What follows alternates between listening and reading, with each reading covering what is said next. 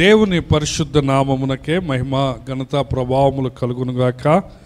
దేవుడు మనల్ని 6 నెలలు కాచి కాపాడి 7వ నెలలో మొదటి ప్రభు దినంలోకి తీసుకుని వచ్చాడు. ఈ యొక్క ప్రత్యేకమైన ప్రభు దినంలో ఆరాధించడానికి కూడి వచ్చిన మీ అందరికీ యేసయ్య శక్తిగల నామములో నా ప్రేమ వందనాలు.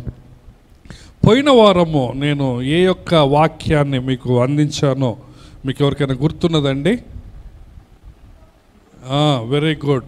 నికోదేము యొక్క మారు మనస్సును గురించి, నికోదేము ఏ విధంగా మారు మనస్సు పొందాడు. నికోదేము మొదట్లో రహస్యముగా ప్రభువును వెంబడించాలనుకున్న, చివరిలోకి వచ్చేసరికి బహిరంగముగా పట్టపగులు ఆ అవమానానికి గుర్తుగా ఉన్న సిలువను హత్తుకున్నాడు. ఆ సిలువ దగ్గరకు పోయి ఘోరాతి ఘోరమైన అవమానమైన ఆ యొక్క ఉరి శిక్ష కంటే భయంకరమైన శిలువ మరణం పొందిన ప్రభు యొక్క దేహాన్ని శిలువ మీద నుంచి దించి, అంత మాత్రమే కాకుండా ఒక గౌరవప్రదమైన సమాధిని కల్పించాడు. తన అధికారాన్ని, తన హోదాను, తన స్థాయిని పక్కన పెట్టుకొని, అది పోయినా పర్వాలేదు అనుకొని శిలువను ఏం చేశాడు? హత్తుకున్నాడు. ప్రారంభములో రహస్యముగా వెంబడించాలనుకున్నాడు, కానీ చివరిలోకి వచ్చేసరికి ఏమయ్యాడు?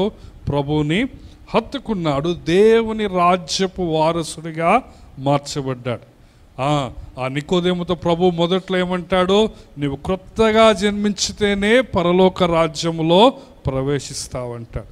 కాబట్టి నేను ఈరోజు ఒక వ్యక్తి గురించి నేను మీకు చూపిస్తాను. ఆ వ్యక్తి మనందరికీ తెలుసు. ఆ వ్యక్తి ఎట్లాంటోడంటే చివరి సెకండ్లో పరలోక రాజ్యంలో ప్రవేశించాడు. ఒక కన్ను రెప్పపాటు క్షణమైతే ఆ వ్యక్తి నరకానికి పోయేటోడే. నేను చాలాసార్లు మీకు ఈ యొక్క వ్యక్తి గురించి ఉదాహరణగా చూపిస్తూ వచ్చాను కదా. కానీ చివరి క్షణంలో ఏమయ్యాడు ఆ వ్యక్తి? ఇంకా తలుపులు క్లోజ్ అవుతున్నవి, తను నరకానికి పోతున్నాడు, సమాధిలోకి పోతున్నాడు అన్న చివరి క్షణంలో ఏమయ్యాడంటే జంప్ చేసి దేవుని రాజ్యంలోకి ప్రవేశించాడు. రండి, లూకా రాసిన సువార్త 23వ అధ్యాయము 32వ వచనము నుంచి 43 వరకు మనం మార్చి చదువుకుందాం. లూకా రాసిన సువార్త 23వ అధ్యాయము 32 నుంచి 43 వరకు మార్చి చదువుకుందాం. మరి 2 ఆయనతో కూడా చంపబడుటకు తేబడిరి. వారు నేరము చేసిన వారు కపాలమనబడిన స్థలమునకు వచ్చినప్పుడు అక్కడ కుడివైపున ఒకరిని, ఎడం వైపున ఒకరిని, ఆ నేరస్తులను ఆయనతో కూడా సిలువ వేసిరి.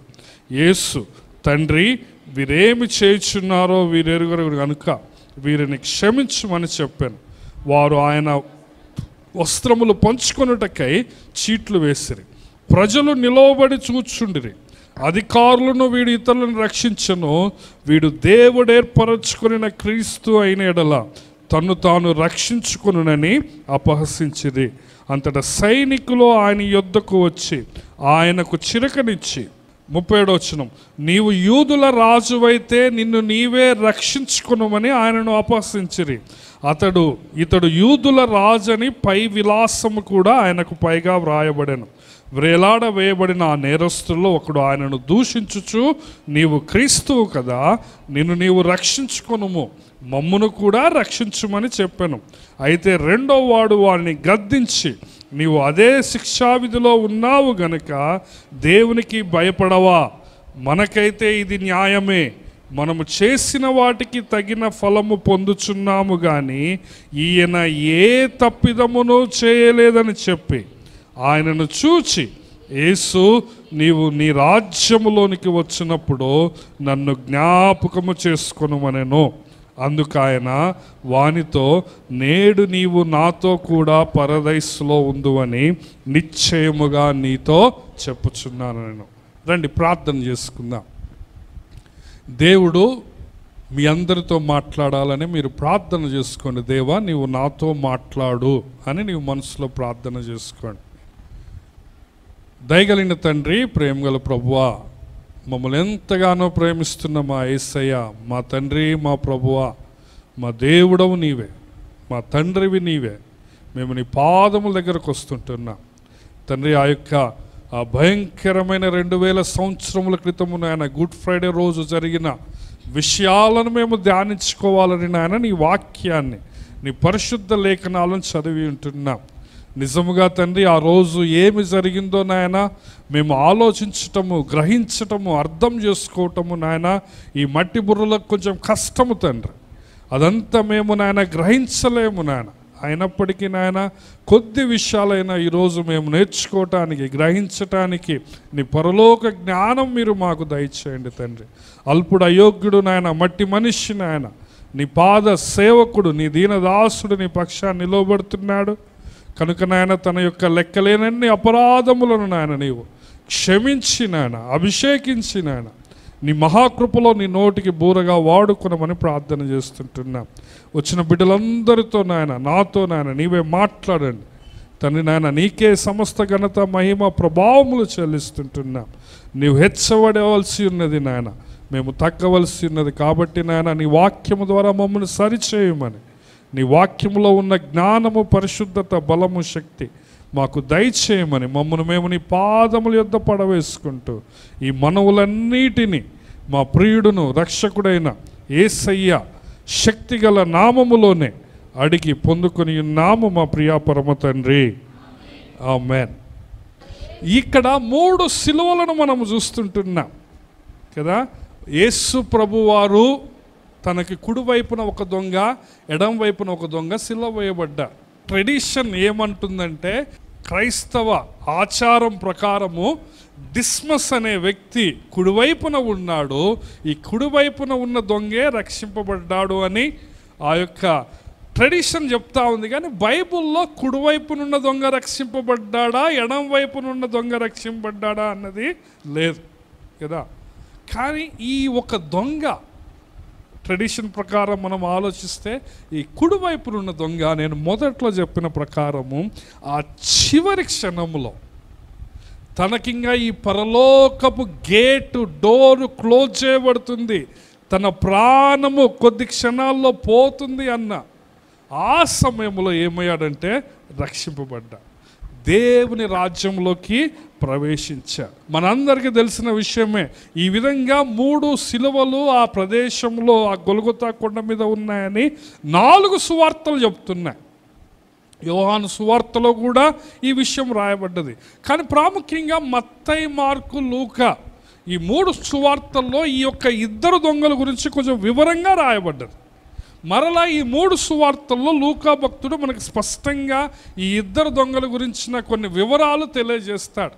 మనకందరికీ తెలుసు, యేసు ప్రభు దేవాతి దేవుడు మానవుడిగా ఈ లోకానికి వచ్చాడు.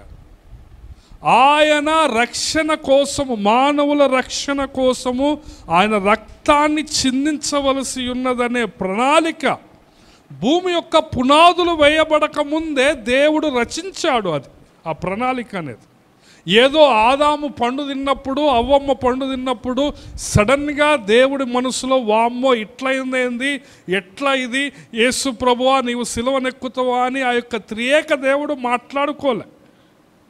దేవునికి ముందుగానే తెలుసు మానవులు పడిపోతారు అని. ఆ పడిపోయిన మానవుని తన ప్రేమ ద్వారా రక్షణలోకి తీసుకుని రావాలనే ఆ యొక్క సత్యము ప్రభువుకు, త్రియేక దేవునికి ముందుగా తెలుసు. అందుకే ప్రకటన గ్రంథంలో ఒక చక్కటి మాట ఉంటుంది కదా, జగతుత్పత్తి మొదలుకొని వధింపబడిన దేవుని గొర్రెపిల్ల యేసయ్య అంటాడు కదా. యేసయ్య జగతుత్పత్తి మొదలుకొని వధించబడ్డాడట. హల్లెలూయా.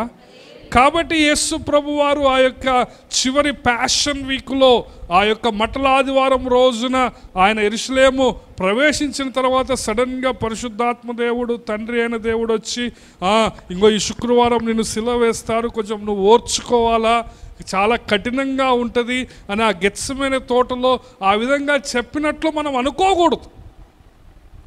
ఇది పరలోకములో అనాది కాలంలో రచించబడ్డ ప్రణాళిక. అందుకే దేవాది దేవుడు ఆ ఉద్దేశముతోటే ఈ లోకానికి వచ్చాడు. నశించిన దాన్ని వెదకి రక్షించుటకు మనుష్య కుమారుడు ఈ లోకానికి వచ్చాడు. ఆయన వచ్చాడు, ఎన్నో అద్భుతాలు చేశాడు, ఎన్నో మంచి మంచి బోధలు చేశాడు, చనిపోయిన వాళ్ళని తిరిగి లేపాడు. కానీ ఆ యొక్క మటల ఆదివారం రోజున ఆ యెరూషలేములో హోసన్నా జయమని ప్రవేశించిన తరువాత ఆ గురువారం రాత్రి ఆయన అప్పగించబడతాడు. భయంకరంగా ఆయన్ని హింసిస్తారు, కొడతారు, కొరడా దెబ్బలతో, చాలా భయంకరమైన కొరడా దెబ్బలు, పిడిగుద్దులు గుద్దుతారు. ఆయన ముఖము నిండా ఇప్పుడు ఆ యొక్క గుద్దుల వల్ల ఆయన గాయాలు ఉన్నాయి. అంత మాత్రమే కాదు, ఆయన తల మీద ముండ్ల కిరీటం, ఆ ముండ్లు ఆయన తలలో కుచ్చుకున్నాయి. సో చాలా భయంకరమైన ముఖము ఆయనది. ఇప్పుడు ఆయన పెదాలు పగిలిపోయాయో మనకు తెలియదు, ఆయన పళ్ళు ఏమైనా ఊడిపోయాయా లేకపోతే లోపల పళ్ళు ఏమైనా కదులుతున్నాయా మనకు తెలియదు కదా. ఆయన కళ్ళు కనురెప్పలు పగిలిపోయి కదా, ఆ రక్తమంతా కారిన ఆ ముఖము, ఆ మధ్యలో ఆ యేసు ప్రభు మానవుల రక్షణ కోసం ఆయన సిలువలో వేలాడుతున్నాడు. ఆ దృశ్యాన్ని మనం అర్థం చేసుకుందాం. ఆయన భయంకరమైన శారీరక సంబంధమైన సమస్యలు అనుభవిస్తున్నాడు. ఏ మనిషి అటువంటి శ్రమలు అనుభవించలేదు. నిజానికి ఆ రోజుల్లో సిలువ మరణం అనేది చాలా అవమానకరమైన మరణం. అదొక క్యాపిటల్ పనిష్మెంట్. భయంకరమైన నేరస్తులకు మాత్రమే సిలువ మరణం వేసేవాళ్ళు. రోమా పౌరులకు ఎట్టి తప్పు చేసినా సిలువ మరణం వేయకూడదు, కేవలం బానిసలకే సిలువ మరణం వేసేవాళ్ళు. అటువంటి భయంకరమైన సిలువ శ్రమలను అనుభవిస్తూ సిలువ మీద ప్రభు ఉన్నాడు. అంత మాత్రమే కాకుండా ఆయన మనందరి పాపాలను తనపైన వేసుకున్నాడు. ఆ దేవుని ఉగ్రత అనే గిన్నెను ఆయన త్రాగాడు. మనందరి పాపాలు ఆ గిన్నెలో ఉంటే ఆయన తాగాడు. ఆయన తండ్రి చేత వేరు చేయబడ్డాడు. పాపం మెరుగని ఆయన మన కోసం ఏమయ్యాడు? ఇప్పుడు పాపముగా మార్చబడ్డాడు.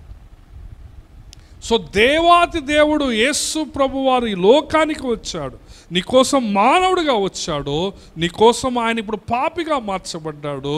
సో ఆ ముగ్గురు సిలువలు ఉన్నప్పుడు ఆ మధ్యలో ఆయన సిలువ మీద ఆయన ఆ యొక్క రక్తపు ముద్దవలే పాపిగా మార్చబడి వేలాడబడుతూ ఉన్నాడు కదా. సో ఆ యొక్క సన్నివేశాన్ని మనం ఈరోజు చదివి వింటున్నాం. అందుకే యెషయా 53వ అధ్యాయంలో ఈ యొక్క సిలువ శ్రమల గురించిన ప్రవచనము చాలా చక్కగా ఉన్నది. ఆ ఒక్క అధ్యాయములోనే కొన్ని పదుల ప్రవచనాలు ఉంటాయి యేసు ప్రభు సిలువ గురించి కదా. ప్రాముఖ్యంగా 12వ వచనం చదవండి, యెషయా 53:12. 12వ వచనం చూడండి. ఏలయనగా మరణము నొందునట్లు అతడు తన ప్రాణమును దారపోసాడు, అతిక్రమము చేయువారిలో ఎంచబడిన వాడాయన కదా. ఒరిజినల్ బైబుల్ అయితే స్పష్టంగా ఏమున్నదంటే ఆయన అతిక్రమము చేయవారి మధ్యలో ఆయన ఉన్నాడు. ఆయన వారితో పాటు సమానముగా శిక్ష అనుభవిస్తున్నాడు. చూడండి చివరిలో ఏమంటాడు? అనేకుల పాపమును భరించుచు తిరుగుబాటు చేసిన వారిని గూర్చి విజ్ఞాపనము చేశాడు. ఆయన అందరి పాపాలను భరిస్తూ కూడా తనతో పాటు ఉన్న ఈ శిలువ మీద ఉన్న కుడివైపునున్న దొంగ కోసం, ఎడమవైపునున్న దొంగ కోసం కూడా ఆయన ఏం చేశాడట? విజ్ఞాపన చేశాడు. ఆ స్పెషల్గా ఆ ఇద్దరు నేరస్తుల గురించి ఈ యొక్క 12వ వచనంలో మనం చూస్తూ ఉంటాం. కాబట్టి మన వాక్య భాగానికి వద్దాం. లూకా సువార్త 23వ అధ్యాయం. చాలాసార్లు మేము ఇది విన్నామన్నా, గుడ్ ఫ్రైడే రోజు నేను చాలాసార్లు ఇది బోధించానన్నా, నాకు తెలుసన్నా, ఇది రెండో మాట, మేము చిన్నప్పటి నుంచి వింటామన్నా అన్నట్లు ఉండకూడదు కదా. దేవుని వాక్యాన్ని మనం శ్రద్ధతో ఆలకిద్దాం. 23వ అధ్యాయము 32వ వచనం నుంచి ఈ సిలువ ఘట్టాన్ని మనం చూస్తూ ఉంటున్నాం కదా. ఇద్దరు ఆయనతో కూడా చంపబడటానికి తేబడ్డారట. వాళ్ళు నేరము చేసిన వాళ్ళు. ఇది మనము ఎక్కించుకోవాలి మన మైండ్లోకి. యేసు ప్రభు ఏ నేరం చేయలేదండి. కానీ కుడివైపునున్న దొంగ, ఎడం వైపునున్న దొంగ ఏం చేశారు? వాళ్ళు నేరం చేశారు. మత్తయి సువార్త, మార్కు సువార్తలు మనం గమనిస్తే వారు దొంగలు అని వ్రాయబడ్డది. వ్రేలాడదీయబడిన దొంగలు అంటారు. ఆ రోజుల్లో దొంగలు అంటే మనం అనుకున్నట్టు ఏదో కొట్టుకుపోయినప్పుడు 5 రూపాయల లడ్డు దొంగతనం చేసిన దొంగలు కాదు వీళ్ళు. ఆ రోజుల్లో దొంగలు అంటే ప్రాముఖ్యంగా బందిపోటు దొంగలు వీళ్ళు ఊరు బయట మాటు వేసేవాళ్ళు. ఆ చెట్ల చాటున, గుహల చాటున, పొదల చాటున ఉండి ఆ యాత్రికులు వాళ్ళు మార్గంలో పోయేటప్పుడు వీళ్ళు సడన్గా అటాక్ చేసి వాళ్ళని దోచుకునే వాళ్ళు చాలాసార్లు ఏం చేసేవాళ్ళంటే ఆ యొక్క ప్రయాణికులను, యాత్రికులను వీళ్ళు చంపివేసేవాళ్ళు. మనందరూ తెలుసు కదా, యేసుప్రభు ఒక్క కథ చెప్తాడు.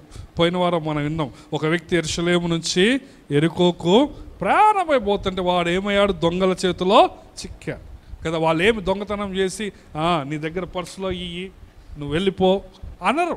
ఏం చేస్తారు? వాళ్ళు కొట్టారు, ప్రాణముతో విడిచిపెట్టి వెళ్ళిపోయారు.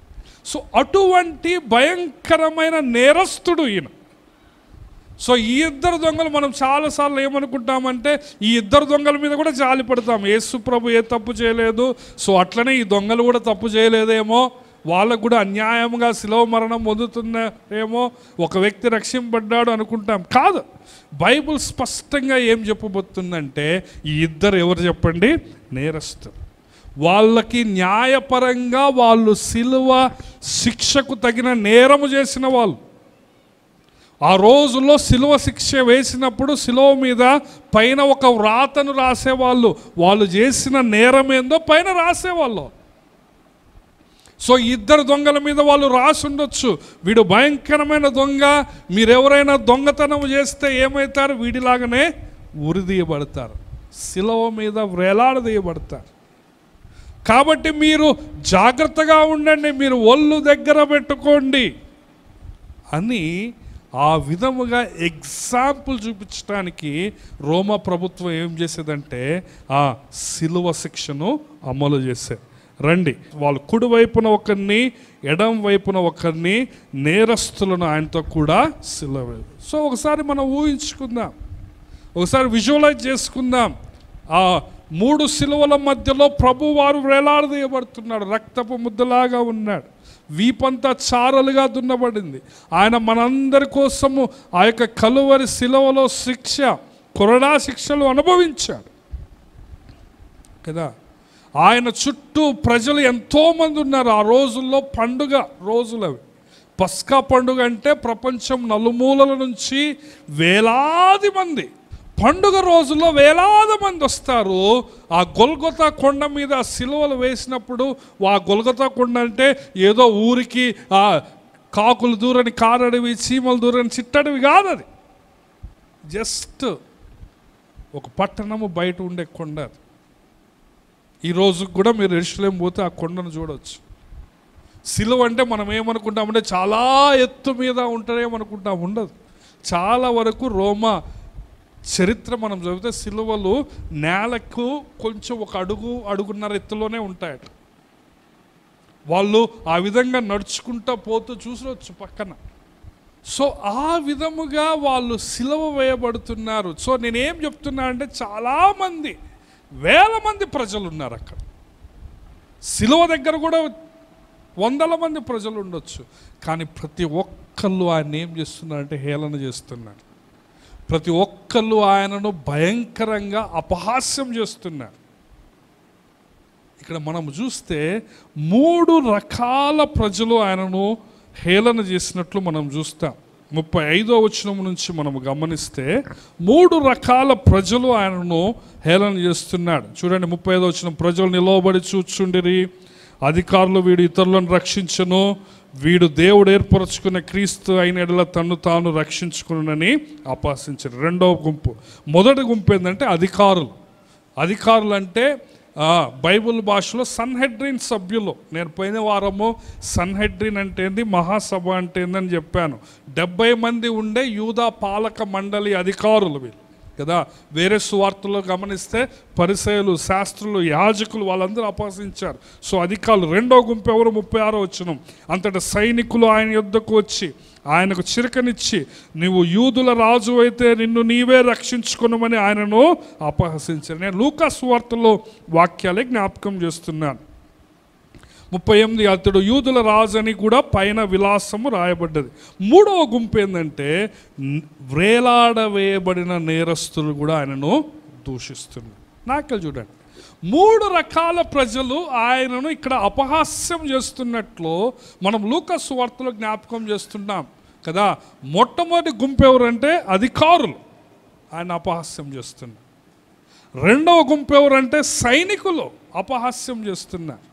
మూడవ గుంపు ఎవరంటే ఇద్దరు దొంగలు కూడా అపహాస్యం చేస్తున్నారు. చూడండి, నీవు చనిపోతున్న సమయంలో ఎవరన్నా నీ దగ్గరకు వచ్చి సూటిపోటు మాటలు మాట్లాడుతూ ఉంటే ఎంత భయంకరంగా ఉంటుందో ఆలోచించండి.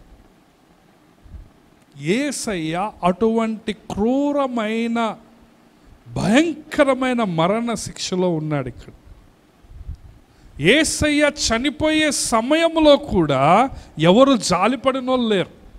అందరూ, ఒక మరియమ్మ, యోహాను గారు అక్కడ శిలువ దగ్గర నిలబడి ఉండవచ్చు అంతే. అందరూ ఏం చేస్తున్నారు? ఆయనను అపహాస్యం చేస్తున్నారు.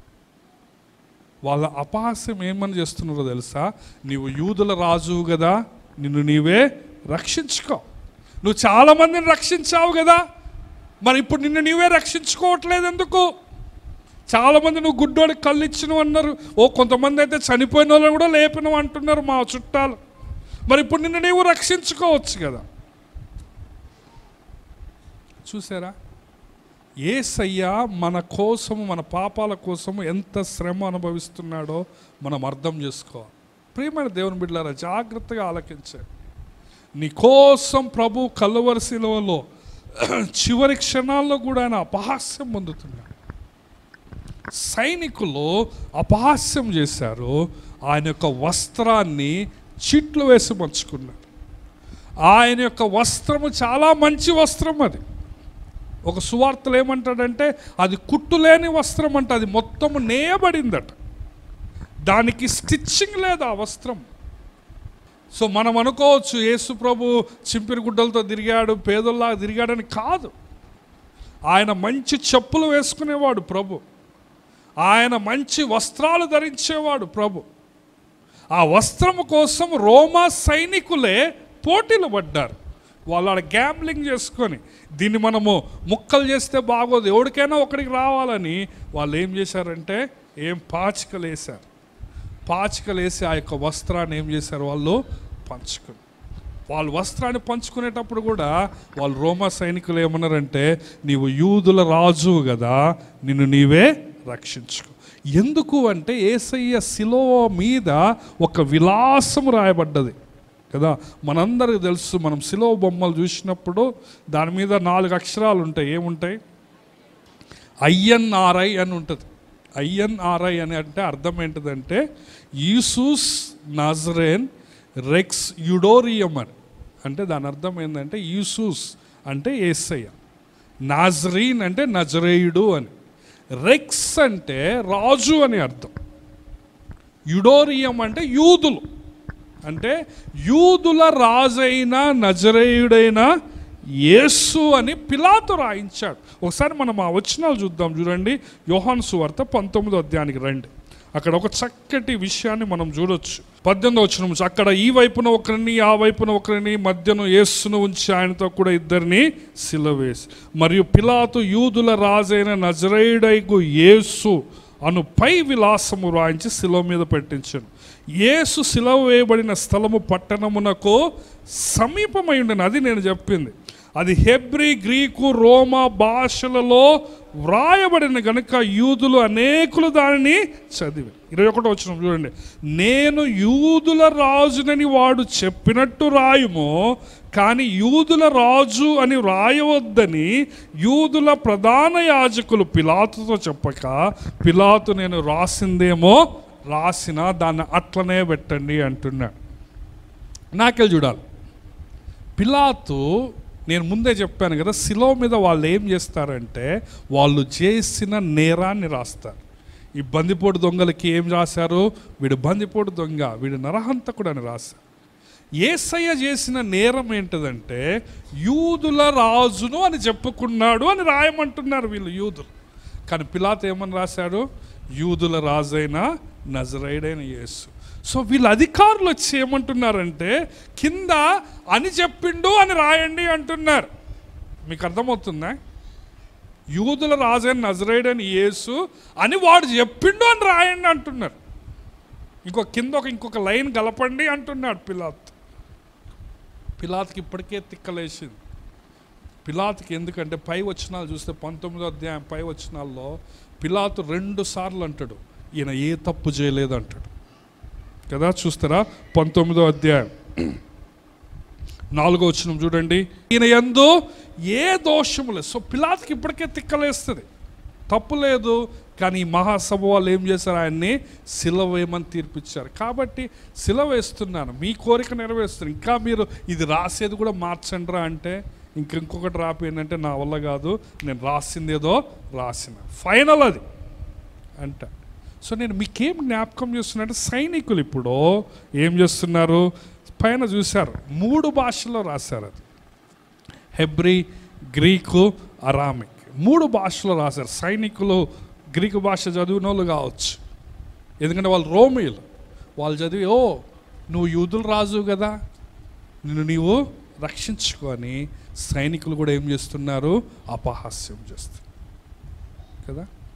మూడవదిగా నేను ఎవరు అపహాస్యం చేస్తున్నారని చెప్పాను ఇక్కడ, ఎవరు చెప్పండి, 2 దొంగలు కదా. మనం లూకా సువార్తలో జ్ఞాపకం చేసుకుంటే ఒక్క దొంగే అపహాస్యం చేసినట్టు ఉంటుంది. కానీ మత్తయి సువార్త 27వ అధ్యాయము 44వ వచనము కానీ, మార్కు సువార్త 15వ అధ్యాయము 32వ వచనాన్ని కానీ మనము చూస్తే మొదట 2 దొంగలు ఆయన్ని అపహాస్యం చేసినట్లు చూస్తాం. చదవండి ఎవరైనా మత్తయి సువార్త 27:44 త్వరగా బిగ్గరగా.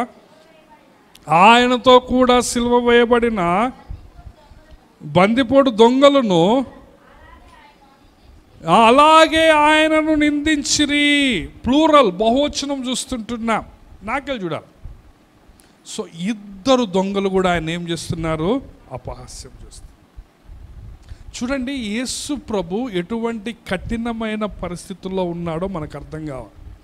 సో యేసు ప్రభు శరీరం అంతా దున్నబడింది, ఆయన వీపు చారలుగా దున్నబడింది, ఆయన రిప్స్ బయటకు వచ్చినాయి, పక్కటెముకలు బయటకు వచ్చినాయి, ఆయన చేతుల్లో మేకులు దించబడ్డాయి, ఆయన కాళ్ళలో మేకులు దించబడ్డాయి, ఆయన గాలి తీసుకోవడం కష్టం అవుతా ఉంది కదా. అటువంటి పరిస్థితుల్లో పక్కన వాళ్ళు అపహాస్యం చేస్తున్నారు కదా కదా. ఈ మేకులు చూసినవా, ఎంత పొడుగు మేకులు ఉన్నాయో, ఇట్లాంటి మేకులు ఎప్పుడైనా చూసిండో లేడో వీడు కదా. దొంగలు అనొచ్చు, నువ్వు కార్పెంటర్ పని చేసినావుగా, ఎట్టున్నాయి, నువ్వు చెక్కలకు మేకులు కొట్టినావు, ఇప్పుడు నీ చేతులకే మేకులు కొట్టారు. అపహాస్యం, ఎగతాళి, నిందలు, మాటలు. నేను ఇవన్నీ ఏం జ్ఞాపకం చేస్తున్నానంటే, కానీ ఆ నిందల మధ్య, ఆ అపహాస్యం మధ్య, ఆ ఎగతాళి మధ్య యేసు ప్రభు చిన్నగా నోరు తెరుస్తున్నాడు. యేసయ్య నోరు తెరిచి ఏమంటున్నాడో తెలుసా, ఏమంటున్నాడు, తండ్రి వీరేమి చేస్తున్నారో వీరెరుగరు గనుక వీరిని క్షమించండి అంట. అది మనం గ్రహించాలి. ఇంతమంది 1000 మంది ప్రజలు ఆయనను దూషిస్తున్నారు, ఆయన నాకెవరైనా హెల్ప్ చేయండి అని కేకేయటంలే. యేసు ప్రభు శిలువలో పలికిన 7 మాటలు మన కోసం సువార్తలో రాయబడ్డాయి కదా. ఏ మాట ఎప్పుడు పలికాడో, ఏ టైంలో పలికాడో సువార్తలు ఏమీ స్పష్టంగా చెప్పటంలే. కానీ క్రిస్టియన్ ట్రెడిషన్ ఏం చేసిందంటే, మొదటి మాట ఇది, 2వ మాట ఇది, 3వ మాట ఇది అని ఆ యొక్క ఆర్డర్ని పెట్టారు వాళ్ళు. కానీ నిజానికి ఏ మాట ఎప్పుడు ప్రభు పలికాడో మనకి వాక్యంలో స్పష్టంగా తెలియదు. ఆ యొక్క క్యాథలిక్ చర్చ్ వాళ్ళు వీళ్ళంతా ఇవి తయారు చేశారనమాట కదా. నేను మీకేం జ్ఞాపకం చేస్తున్నాను, ఇటువంటి నిందలు అపహాస్యాల మధ్య యేసయ్య ఏమంటున్నాడు, తండ్రి వీరేమి చేస్తున్నారో వీరు ఎరుగను గనుక వీరిని క్షమించుము అంటున్నాడు. హల్లెలూయా. కాబట్టి యేసు ప్రభు యొక్క ప్రేమను మనం అర్థం చేసుకుందాం. ఆయన అక్కడే ఏమంటున్నాడంటే, దేవా వీళ్ళని క్షమించు అంటున్నాడు. నిజానికి ఆ రోజుల్లో ఉన్న శాస్త్రులను, పరిసయ్యులు గమనిస్తే మనకంటే ఎక్కువ వాక్యం వాళ్ళకు తెలుసు. వాళ్ళు సాక్షాత్తు ప్రభువుని కనులారా చూశారు, ప్రభు చేసిన కార్యాలను చూశారు, ప్రభు చనిపోయిన వాళ్ళని తిరిగి లేపింది సాక్షాత్తు కన్నులారా వాళ్ళు చూశారు. 5 రొట్టెలు 2 చేపలు పంచిపెట్టినప్పుడు దగ్గర 15,000 మంది కంటే ఎక్కువ మంది తిన్నారు. అన్ని చూసిన వాళ్ళు ఇప్పుడు ఆయన ఏం చేస్తున్నారు? సిలువ వేస్తున్నారు. కానీ అట్లాంటి వాళ్ళని కూడా ప్రభు ఏమంటున్నాడు? వీరేం చేస్తున్నారో వీరు. చూసారా ప్రభు యొక్క ప్రేమ మీకు అర్థమవుతుంది. వీళ్ళేమి చేస్తున్నారో వీళ్ళు ఎరుగు. ఎందుకంటే వాళ్ళకి తెలియదు, నిజంగానే తెలియదు ఆయన దేవుడని వాళ్ళకి తెలుసా? చెప్పండి, ఆయన దేవుడని వాళ్ళకి తెలుసా? అందుకే పౌలు గారు కూడా అదే మాట అంటాడు. చూడండి, 1 కొరింథీ 2వ అధ్యాయము 8వ వచనం, దయచేసి చదవండి. 1 కొరింథీ 2వ అధ్యాయము 8వ వచనం. అది లోకాధికారులలో ఎవ్వనికి తెలియదు, అది వారికి తెలిసి ఉండిన ఎడల మహిమా స్వరూపియగు ప్రభువును సిలువవేయకపోయింది. వాళ్ళకి తెలవలేదు. వాళ్ళకి తెలిస్తే మహిమాధికారి అయిన ప్రభువుని, మహిమా స్వరూపియగు ప్రభుని వాళ్ళు సిలువ వేయక ఉండేవాళ్ళు.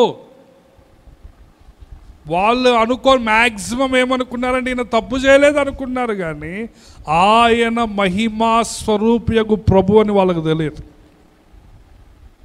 కొంతమంది ఏమనుకున్నారంటే యూదుల రాజు అనుకున్నారు, కానీ ఆయన ఏ రాజు అట చెప్పండి?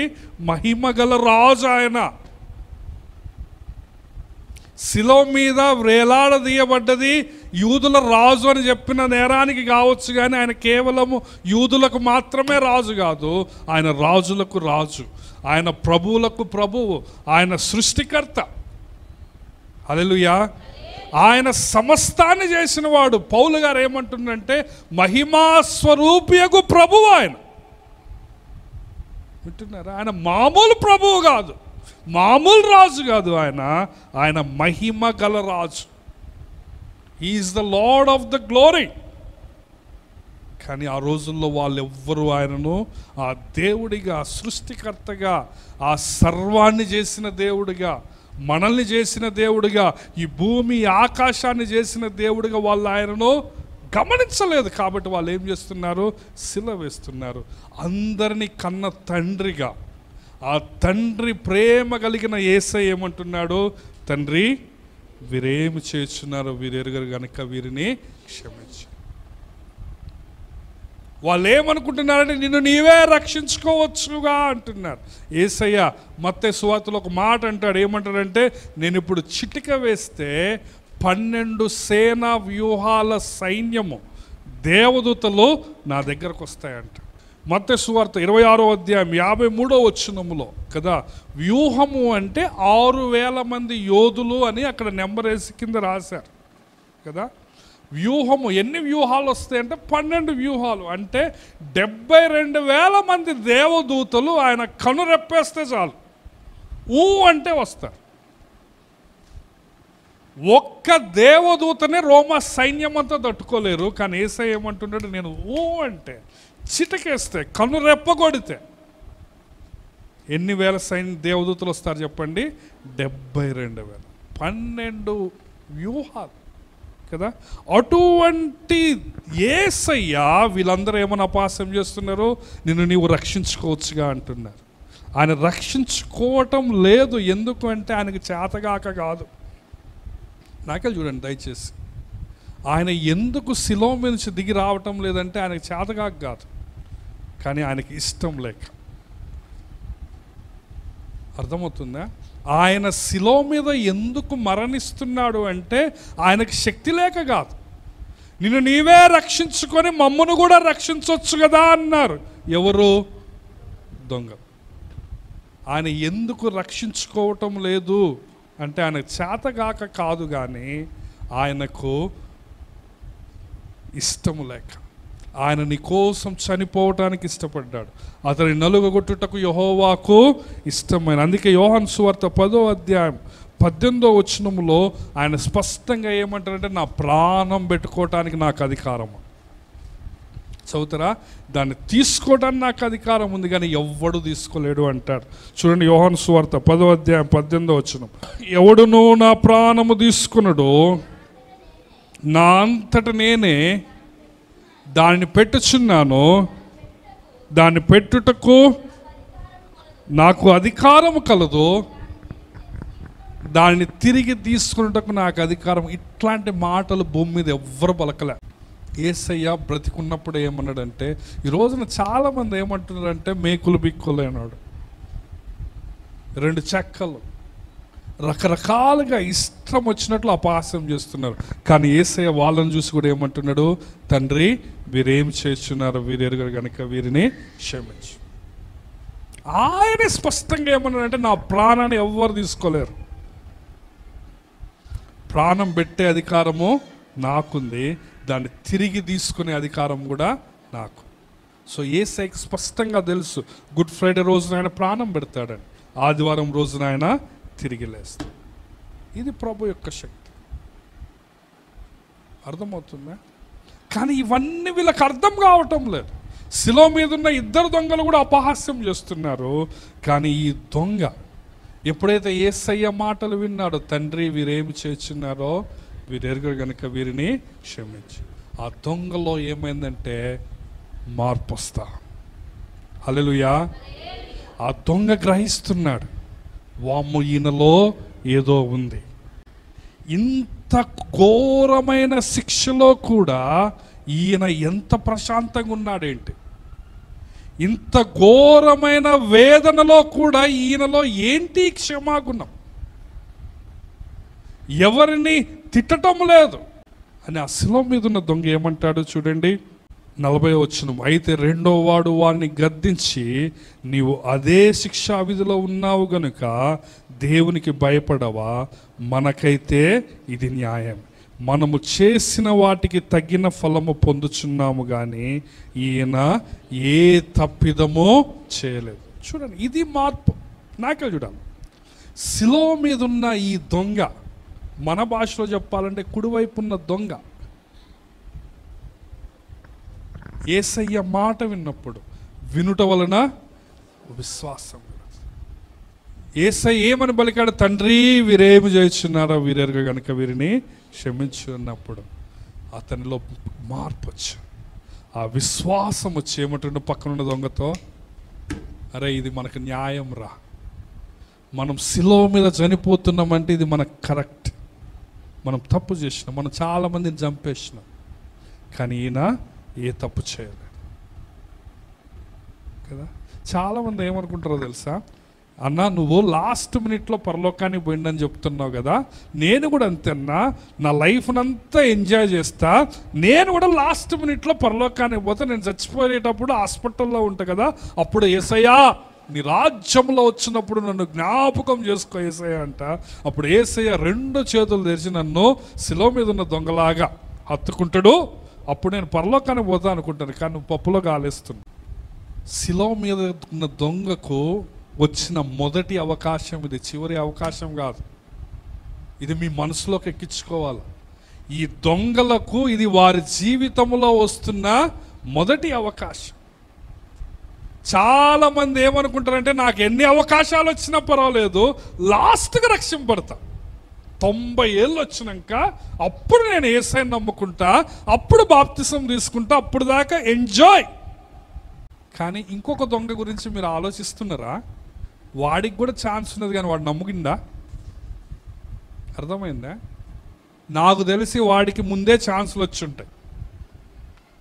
మీకు అర్థం కావాలి. మనం చాలాసార్లు ఈ పప్పులో కాలేస్తాం. మనం ఏమనుకుంటామంటే, అన్నా వాడు కూడా లాస్ట్ వరకు ఉన్నాడు కన్నా మేము కూడా లాస్ట్ వరకు ఉంటామంట. కాదు, ఇప్పుడు నీవు మారకపోతే ఆ శిలువ మీద ఉన్న ఎడం వైపు దొంగలాగా నువ్వు ఎప్పటికీ మారవు. ప్రకటన గ్రంథంలో ఒక మాట ఉంటుంది చూడండి, ప్రకటన గ్రంథము 16వ అధ్యాయం 11వ వచనం, 10-11 వచనాలు చదవండి. ప్రకటన గ్రంథము 16వ అధ్యాయము 10-11 వచనాలు. 5వ దూత తన పాత్రను క్రూర మృగం యొక్క సింహాసనం మీద కుమ్మరింపగా, అంటే ప్రకటన గ్రంథంలో ఆ తెగుళ్ళు పాత్రల గురించి మాట్లాడుతున్నాడు. భయంకరమైన వేదన. 11వ వచనం చదువుదాం. తమకు కలిగిన వేదనను బట్టి, పుండ్లను బట్టి, వాళ్ళకు కలిగిన శ్రమలను బట్టి పరలోకమందున్న దేవుని దూషించిరి కానీ తమ క్రియలను మాని మారు మనస్సు పొందలేదు వాళ్ళు. నాకలు చూడాలి. ఇక్కడ ప్రకటన గ్రంథంలో మనం ఈ విషయాన్ని పదే చూస్తాం. వీళ్ళు భయంకరమైన శ్రమలు చూస్తున్నారు, ప్రవచనాలు నెరవేర్పును చూస్తుంటున్నారు. కానీ వీళ్ళు ఎన్ని శ్రమలు వచ్చినా కానీ వీళ్ళకి మారు మనసు రావటం లేదు. ఎంత వేదన వచ్చినా కానీ వీళ్ళకి మారు మనసు రాకుండా వీళ్ళు ఏం చేస్తున్నారంటే దేవుడిని దూషిస్తున్నారట. ఏమవుతుందంటే నీకు మొదటి అవకాశం వచ్చినప్పుడు నువ్వు మారలేదు, రెండో అవకాశం వచ్చినప్పుడు నువ్వు మారటం లేదు, లాస్ట్ చనిపోయే టైంలో నువ్వు మారవు. ఎడం వైపున్న దొంగలాగా నీవు అయిపోతావు. లేదన్నా నాకు చాలా వయసు ఉన్నదన్నా, నేను ఇప్పుడే అన్నా డబ్బులు సంపాదిస్తున్నా, నేను లైఫ్ని ఎంజాయ్ చేయాలన్నా, ఎప్పుడో పెళ్ళప్పుడు బాప్సం తీసుకుంటాన్నా, లేకపోతే మా పిల్లగాళ్ళ పెళ్ళప్పుడు బాప్సం తీసుకుంటాన్నా అంటే ఏమవుతుంది? నీకు ఎప్పుడు ఏది వస్తుందో నీకు తెలియదు. మరణము ఏ రోజు వస్తుందో నీకు తెలియదు. మరణము కిటికీల గుండా వస్తుంది అంటాడు. మొన్న రోజు నేను 2-3 సార్లు చెప్పాను కదా, అహ్మదాబాద్లో ఒక మెడికల్ కాలేజ్లో వాళ్ళు డైనింగ్ హాల్లో మెడికోలంతా జూనియర్ డాక్టర్లంతా మధ్యాహ్నం భోజనం చేస్తున్నారు. మీరు ఫోటోలు చూడవచ్చు, అన్నంలో ప్లేట్లో భోజనం ఉన్న ఫోటోలు కూడా ఉన్నాయి, మీరు చూస్తే కనపడుతుంది. కానీ ఇంతలో ఒక ఇనుముతో చేయబడ్డ బస్సు 2000 కోట్ల రూపాయల విలువైన ఒక ఎయిర్ బస్సు, దాంట్లో ₹1,00,00,000 పెట్రోల్ పెట్టుకొని ఆ కిటికీలోకి వచ్చింది. ఆ విమానంలో ఉన్న 245 మంది, 10 మంది ఎయిర్ హోస్టెస్లు, 2 పైలట్లు, ఆ మెడికల్ కాలేజ్ స్టూడెంట్స్ ఏమయ్యారు? చనిపోయారు. వాళ్ళు కలలో అనుకున్నారా చనిపోతామని? వాళ్ళు కూడా అనుకుంటే ఎట్లుండేది, మేము చివరి క్షణంలో ఆ శిలువ మీద ఉన్న దొంగలాగా లాస్ట్ మినిట్లో మేము రక్షింపబడతాం, అప్పుడు దాకా లైఫ్ ఎంజాయ్ చేస్తామంటే ఏమవుతుంది? మరణము ఎప్పుడు వస్తుందో నీకు తెలియదు. పోయిన వారం న్యూస్ చూడండి, ఎన్ని మరణాలు, ఎన్ని భయంకరమైన మరణాలు, ఎన్ని భయంకరమైన యాక్సిడెంట్స్. నిన్ననే చిన్న మండవంలో నేను పోయిన సంఘంలో 2 యవనస్తులు మున్నేరు నదిలో పడి చనిపోయారు. నేను ఆ సంఘానికి పోయాను, అంటే ఆ పిల్లల్ని చూడలేదు కానీ వాళ్ళ కుటుంబీకులను కానీ వాళ్ళ బంధువులను కానీ ఎవరినైనా నేను చూసి ఉండొచ్చు. వాళ్ళ పాస్టర్ గారు నాకు మెసేజ్ పెట్టారు, అన్న ప్రార్థన చేయండి అన్న. 2 చిన్న మండవంలో 2 యవనస్తులు మున్నేరులోకి పోయి ఏమైపోయారు? సరే, మరణం ఎట్లొస్తుందో నీకు తెలియదు. నీవు శిలువ మీద ఉన్న దొంగలాగా అనుకోవటానికి లేదు. నాకు తెలిసి శిలువ మీద ఉన్న దొంగకి మొదటి అవకాశం వచ్చింది. ప్రభు యొక్క వాక్యం విన్నాడు, ప్రభు యొక్క క్షమాగుణాన్ని తెలుసుకున్నాడు. తండ్రి వీరేం చేస్తున్నారో వీరు ఎరుగురు కనుక వీరిని క్షమించమని ప్రభు యొక్క నోటి నుంచి మాటలు విన్నాడు. ఆ అవకాశాన్ని వదులుకోవటానికి ఇష్టపడ్డాడు. ఏమంటున్నాడు చూడండి, మనకైతే ఇది న్యాయమే, ఈయన ఏ తప్పు చేయలేదు. పిలాతే అన్నాడు, ఈయనలో ఏ దోషమో లేదు. సో ఈయన కూడా ఏమంటున్నాడు చూడండి, ఆయనను చూచి, యేసు నీవు నీ రాజ్యంలోనికి వచ్చినప్పుడు నన్ను జ్ఞాపకం. ఇంతమంది అపహాస్యం చేస్తున్నప్పుడు ఒక్క వ్యక్తి ఏమంటున్నాడు, ఈయన ఏ తప్పు చేయలేదంటే నాకు తెలిసి యేసు ప్రభు ఒక నవ్వు ఉండొచ్చు. యేసుకి ఎంత సంతోషం అనిపిస్తుందో ఒక్కసారి ఆలోచించు. ఇన్ని వేల మంది నువ్వు దిగిరా అంటే ఒక దొంగడు ఏమంటున్నాడు, ఈయన ఏ తప్పు చేయలేదు అని. యేసు ఇంగ్లీష్లో అయితే ప్రభువా అని ఉంటుంది, తెలుగులో యేసు అని రాశారు కానీ కొన్ని ట్రాన్స్లేషన్లో ప్రభువా నీ రాజ్యముతో వచ్చినప్పుడు నన్ను జ్ఞాపకం చేసుకో. చూడండి ఈ ప్రార్థనలో ఎంత దీనత్వం ఉన్నదో చూడండి. ఈ ప్రార్థనలో ఈ శిలువ మీద ఉన్న దొంగ యేసయ్య రాజు నమ్మాడు. నేను ఫాస్ట్గా చెప్తాను, మీరు రాసుకునే వాళ్ళు రాసుకోవచ్చు. ఈ చిన్న ప్రార్థనలో శిలువ మీద ఉన్న దొంగ యేసయ్యని ఏమని నమ్మాడు చెప్పండి? రాజు నమ్మాడు. అంత మాత్రమే కాదు, యేసయ్య రాజ్యముతో వస్తాడని నమ్మాడు. అంత మాత్రమే కాదు, ఒకవేళ ఆయనకి ఇష్టమైతే నన్ను ఆ రాజ్యములో చేర్చుకోగలడు అని కూడా నమ్మాడు. నేను చనిపోతున్నాను, నేను చనిపోయినా పర్వాలేదు, నన్ను ఆయన రాజ్యంలోకి తీసుకుంటే చాలు అన్నాడు. ఇది విశ్వాసం, ఇది మారు మనస్సు. శిలువ మీద ఉన్న దొంగ తెలుసు చనిపోతున్నామని, కానీ ఆయన ఏం నమ్మాడు? ఇతడు నిజంగా రాజు, ఇతడు కేవలము యూదులకు రాజు కాదు, ఇతడు మహిమగల రాజు, ఇతడు రాజ్యముతో వస్తాడు, ఇతడు చనిపోయినా తిరిగి లేస్తాడు అని నమ్మాడు శిలువ మీద. అది విశ్వాసం. ఆ యొక్క వేల మంది ప్రజల్లో ఈ ఒక్క వ్యక్తిలో ఏం చూస్తున్నాము? విశ్వాసం. మారు మనస్సు, ప్రార్థన, నన్ను జ్ఞాపకం చేసుకో అంటున్నాడు.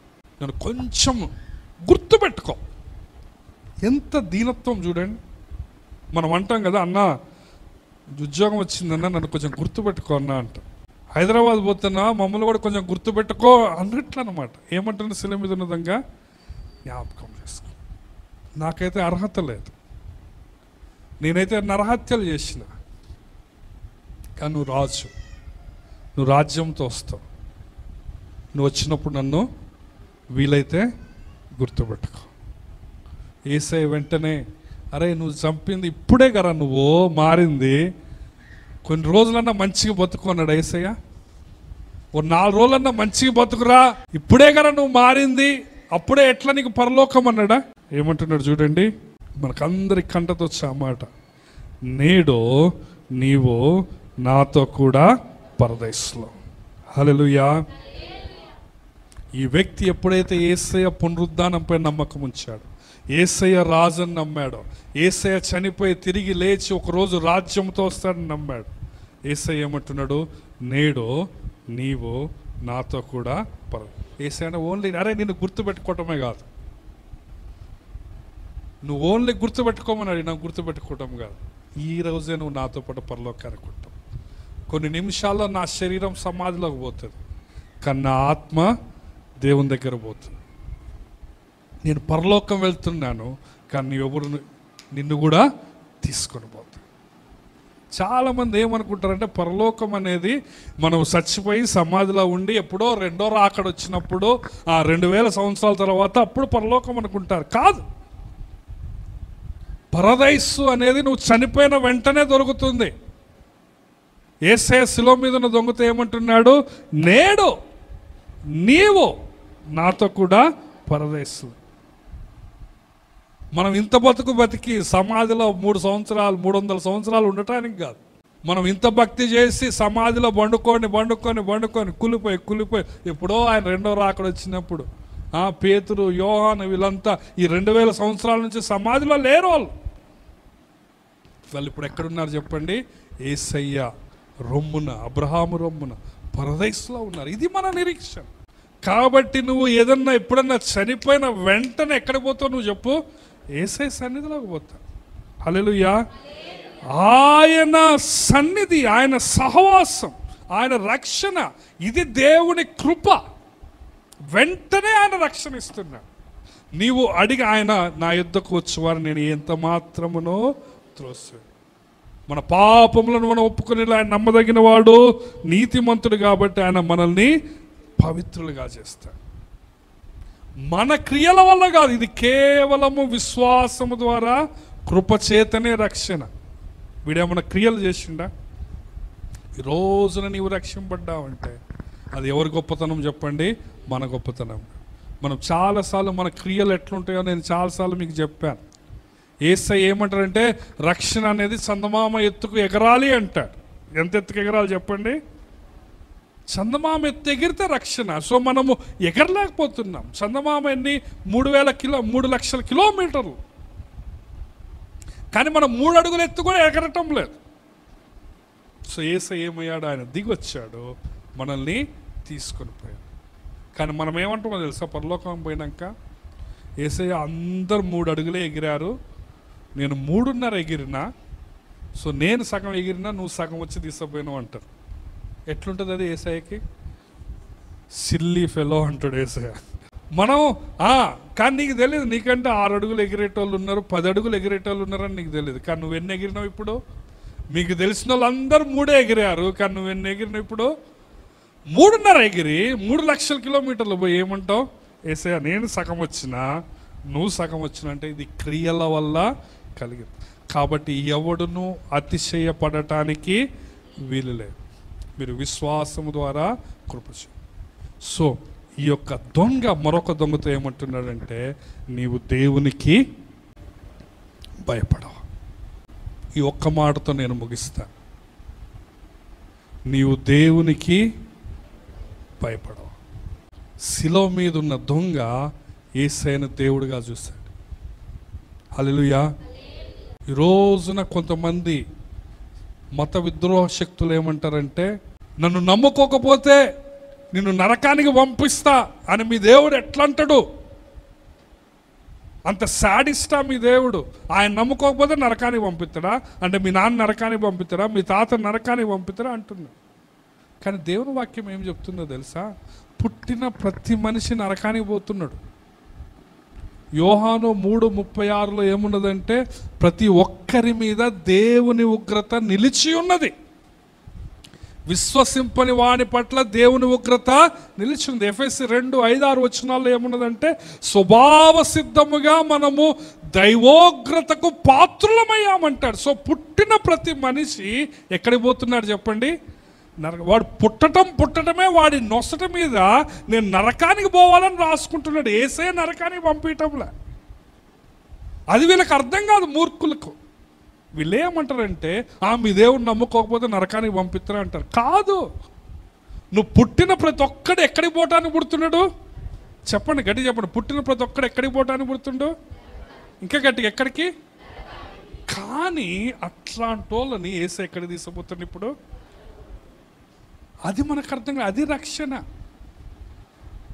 మనము స్వభావ సిద్ధముగా దైవోగ్రతకు పాత్రులమై దేవుని ఉగ్రతను మన నెత్తి మీద పెట్టుకొని పుట్టినాం. మనం పుట్టిన ప్రతి మనిషి, భూమి మీద పుట్టిన ప్రతి మనిషి నరకానికి పోవటానికే పుడుతున్నాడు. కానీ యేసయ్య ఈ లోకానికి వచ్చాడు. యేసయ్య కల్వరిలో నీ కోసం మరణించాడు. ఆ నీ కోసం తన రక్తాన్ని కాచిండు. నువ్వు ఇప్పుడు ఆయన నమ్ముకుంటే నువ్వు ఎక్కడికి పోతావు చెప్పు? పరలోకానికి పోతావు. ఈ శిలువ మీద ఉన్న దొంగలాగా నీకు ఇది చివరి అవకాశమేమో నాకు తెలియదు.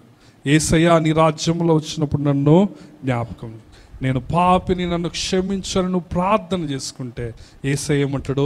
ఈరోజే నీకు పరలోకం ఇస్తా. కాగా క్రీస్తు యేసునందున్న వారు నూతన సృష్టి, ఇదిగో పాతవి గతించను, సమస్తమును క్రొత్తవా. కాబట్టి ఈ రోజు నుంచి నీవు నూతన సృష్టిగా మార్చు. ఒకవేళ నువ్వు రక్షింపబడ్డావు అనుకో, ఈ ఒక్క మాట గురించి ఆలోచించు. నీలో నిజంగా దేవుని భయం ఉన్నదా? నీవు నిజంగా దేవునికి ఎంత భయపడుతున్నావు? శిలువ మీద ఉన్న దొంగ మరొక దొంగతో ఏమంటున్నాడు? నీవు దేవునికి భయపడవు. రండి, తలలో ఉంచండి, కళ్ళు మూసుకో. నీలో ఎంత దేవుని భయం ఉంది ఒకసారి ఆలోచించు. దేవునికి నువ్వు నిజంగా భయపడుతున్నావా? ఆయన మహిమ గల రాజు అన్నది నీకు అర్థమవుతుందా? ఆయన నిజంగా దేవుడు అన్న సత్యం నీకు అర్థమవుతుందా? నువ్వు మనిషివి, ఆయన దేవుడు అన్న సత్యం నీకు అర్థమవుతుందా? నిజంగా యేసయ్య నువ్వు దేవుడిగా చూస్తున్నావా? లేకపోతే ఏదో మతం లాగా ఫాలో అవుతున్నావా? నిజంగా దేవుని భయం ఎంతుంది నీకు? నువ్వు చేసే పనులు, నువ్వు చేసే ఆలోచనలు, నీ మాటలు, నీ నిర్ణయాలు, నీ పని, నువ్వు మందిరానికి ఇచ్చే సమయము, నీలో ఎంత దేవుని భయం ఉంది? ఈ శిలువ మీద ఉన్న దొంగ ఏమంటున్నాడంటే, నీవు దేవునికి భయపడవా అని అడుగుతున్నాడు. ఈరోజు దేవుడు నిన్ను అడుగుతున్నాడు, నువ్వు దేవునికి నిజంగా భయపడుతున్నావా? ఒకవేళ ఇంతవరకు ఎవరైనా రక్షింపబడకపోతే, ఇంతవరకు ఎవరైనా నేను పాపిని, యేసయ్య నన్ను క్షమించు, నన్ను నీ బిడ్డగా చేసుకో, నన్ను నూతన సృష్టిగా మార్చు అని నువ్వు ప్రార్థన చేయకపోతే ఈరోజు నీవు ప్రార్థన చేసుకో. ఇది నీకు చివరి అవకాశమేమో నాకు తెలియదు. శిలువ మీద ఉన్న దొంగకు ఒక అవకాశం వచ్చింది. ఆ కుడి వైపునున్న దొంగ దాన్ని మిస్ చేసుకోలేదు. కానీ ఎడం వైపునున్న దొంగ మిస్ చేసుకున్నాడు, తద్వారా నరకానికి పోయాడు. కానీ కుడి వైపునున్న దొంగ పరలోకానికి వెళ్తున్నాడు. ప్రియమైన యవనస్తుడా, ప్రియమైన తమ్ముడు, చెల్లి, ఇది నీకు చివరి అవకాశమేమో నాకు తెలియదు. ఒకవేళ యేసయ్య నేను పాపిని, నన్ను క్షమించు, నన్ను నీ బిడ్డగా చేసుకో, ఈ రోజు నుంచి నీవే నా రాజు, నీ రాజ్యంలో నన్ను చేర్చుకో, నేను క్రొత్తగా జన్మించాలనుకుంటున్నానని తీర్మానం చేసుకుంటే, అందరు కళ్ళు మూసుకొని ఉంటే మీ యొక్క హస్తాన్ని పైకెత్తి చూపించండి. ఎవరైనా నేను రక్షింపబడతాను, నేను దేవుని రాజ్యంలోకి రావాలనుకుంటున్నాను, ఎవరైనా యవనస్తులు కావచ్చు, ఇంకెవరైనా, నేను రక్షింపబడతాను. ఏ రోజు మరణిస్తావో నీకు తెలియదు, ఏ రోజు మరణం వస్తుందో తెలియదు. ఇంకా ఎవరైనా, దేవుడు మిమ్మల్ని దీవించును గాక. మీ చేతులు దించండి. నీలో నిజంగా దేవుని భయం కావాలని రావాలని ప్రార్థన చేసుకో. దయగలిగిన తండ్రి, ప్రేమగల ప్రభువా, మా గొప్ప దేవా, మా గొప్ప తండ్రి, మా నాయన, నీ పాదాలకు వందనాలు, స్తుతులు, స్తోత్రాలు. అనేక వేల మంది నాయన నిన్ను అపహాస్యం చేస్తున్నప్పుడు నాయన ఈ యొక్క దొంగ నిన్ను ఒక రాజుగా చూశాడు, ఒక పునరుద్ధానుడిగా చూశాడు ప్రభు, ఒక రాజ్యముతో తిరిగి వచ్చేవాడిగా చూశాడు. జ్ఞాపకం చేసుకొని దీనమైన ప్రార్థన చేశాడు. ప్రభు నాయన, మమ్మల్ని మేము నాయన నీ పాదం దగ్గర పడవేసుకుంటున్నాం. మాలో కూడా నాయన ఏ మంచితనము లేదు నాయన. శిలో మీద ఉన్న దొంగల కంటే నాయన ఇంకా క్రూరమైన వాళ్ళం, వేషధారణ కలిగిన వాళ్ళము తండ్రి. దయతో నాయన మీరు మమ్మల్ని క్షమించారు, నీ బిడ్డలుగా చేసుకున్నారు, వందనాలు. తను మేము అనేక సార్లు నీ భయం లేకుండా బ్రతుకుతున్నాం, మమ్మల్ని క్షమించండి.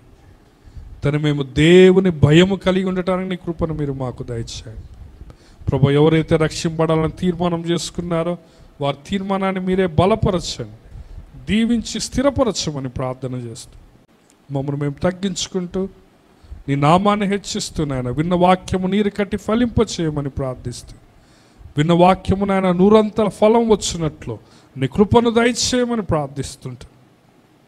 దుష్టుడు ఎత్తుకొని పోకుండా నాయన మా జీవితంలో మేము దీన్ని అన్వయించుకొని ప్రభా దీని ప్రకారం జీవించే కృపను దయచేయమని యేసయ్య నామములోనే ఈ మనవులన్నీ అడిగి పొందుకొని ఉన్నాము మా ప్రియా పరమ తండ్రి, ఆమేన్.